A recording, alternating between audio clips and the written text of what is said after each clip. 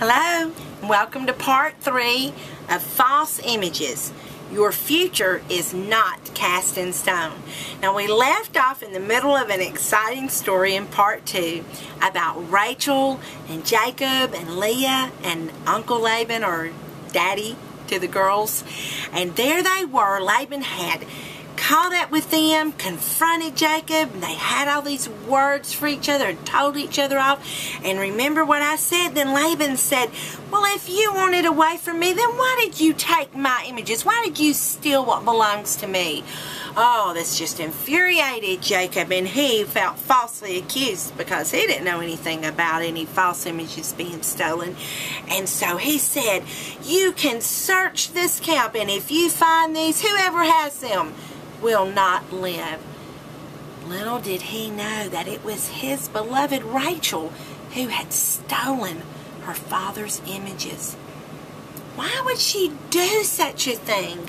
Here she is, ready to leave with her husband, her family, her children, and go to a new life where a fresh beginning.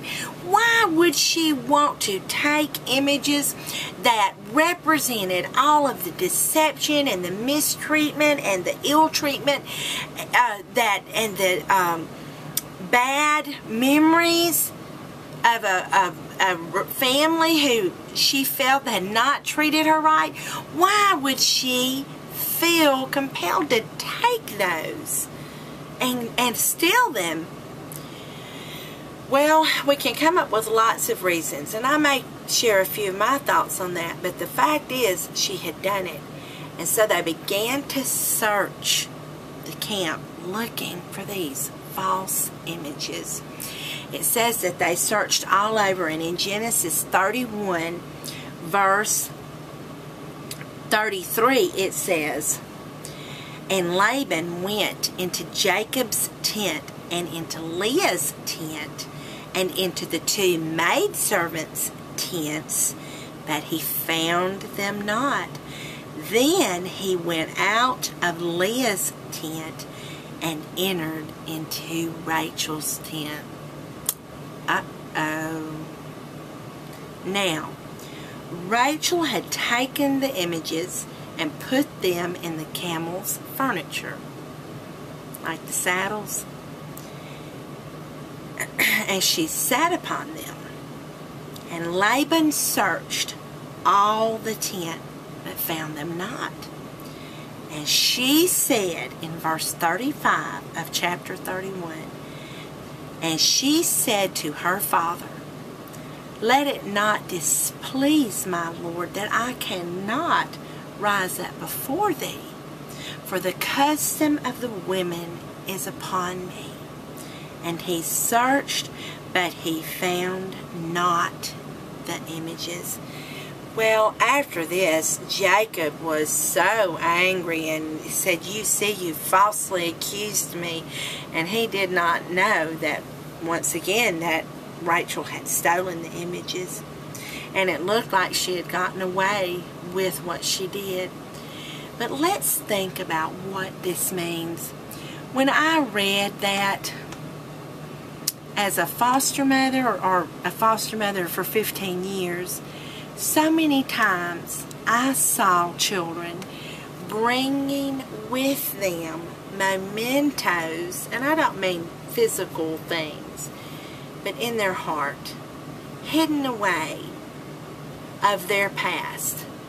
Dysfunctional homes, abuse, neglect, lack of love, deceit, like Rachel. And yet they cherished those memories. And one of the goals of my part in their life was to encourage them to be brave enough to let go of the past so that they could fully embrace the present and enter into a more promising tomorrow and future. But you see, Rachel couldn't do that. She could not let go of her past. She could not perhaps let go of her right to be offended. She perhaps could not let go of the fact that she was owed something. You remember her response to Jacob? Where is our inheritance? He has done us wrong too. We have nothing to show for our own. Perhaps she felt that she deserved the reminders of where she had come from.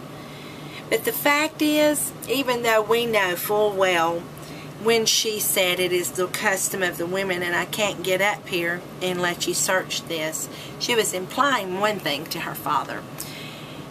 But in my heart when I read that, I thought of how many women and children and men even that I know that have so carefully hidden away those hurts,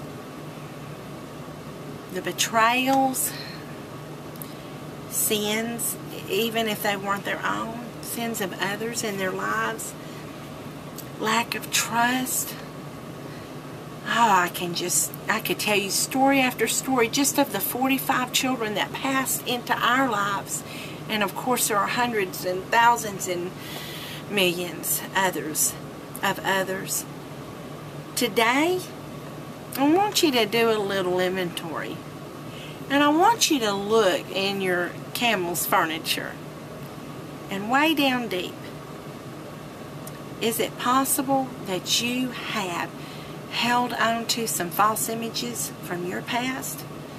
You know, those images that say, you're ugly, you're stupid, you will never amount to anything, you're just like your mama, you're just like your daddy, you are worthless, you are without value.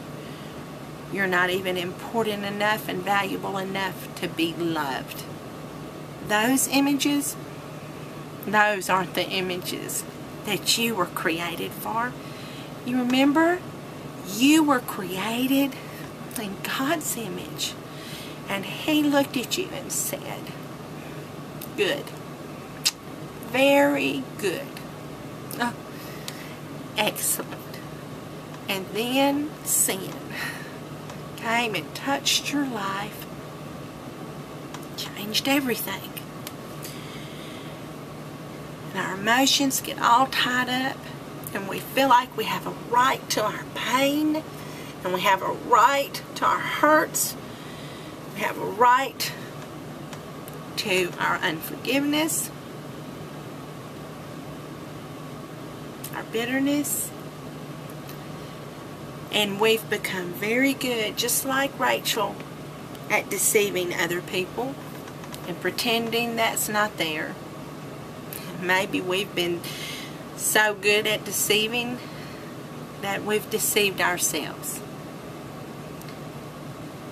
I don't know what happened to those images that Rachel took with her. I've wondered, I tried to find out, I searched and searched. There was no answer. But I know this. She carried it with her.